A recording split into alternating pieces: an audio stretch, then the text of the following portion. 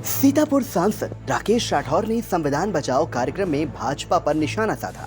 बिस्वा विधानसभा में आयोजित संविधान बचाओ कार्यक्रम कांग्रेस कमेटी बिस्वा ब्लॉक द्वारा किया गया, जिसके मुख्य अतिथि सांसद राकेश राठौर रहे। सांसद ने कहा कि भाजपा लोगों को गुमराह कर रही है। वह वन नेशन वन इलेक्शन की बात करती है, लेकिन वो वन नेशन वन एजुकेशन की बात नहीं करती। सांसद ने भाजपा पर तंज कसते हुए कहा कि भाजपा के दिन अब पूरे हो गए, इसलिए वो बहक गई है।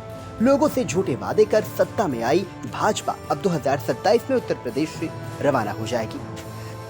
देश को दिखाया कि वन नेशन वन टैक्स और देश के लोगों के कमर टैक्स के बोझ से इतना दाब के इतना तोड़ दी कि लोग करा होते। इसी तरीके से one nation one election, one nation one election का मतलब है कि एक राष्ट्र एक चुनाव, और भारतीय जनता पार्टी के वो कठपुतलिया से लेते दीवार पे वन नेशन वन इलेक्शन।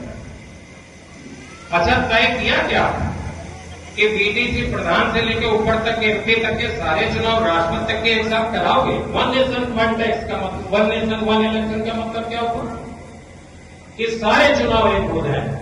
तो सारे चुनाव में तो राष्ट्रपति का भी चुनाव आता, राष्ट्रपति का चुनाव नहीं आता क्या? सारे चुनाव और सारे चुनाव में पंच का भी चुनाव आता, तो पंच से राष्ट्रपति का चुनाव एक कराओगे क्या? पंच से राष्ट्रपति का चुनाव नहीं एक कराएंगे, लेकिन वन नेशन वन इलेक्शन। लेकिन इस देश के अंदर, लोकसभा के अंदर भारतीय जनता पार्टी और संघ के लोगों की गैरत बढ़ गई है। अगर वास्तव में इस देश के लोगों का कल्याण करना चाहते, वन नेशन वन एजुकेशन तो लाओ। वन नेशन वन एजुकेशन की बात कब करोगे?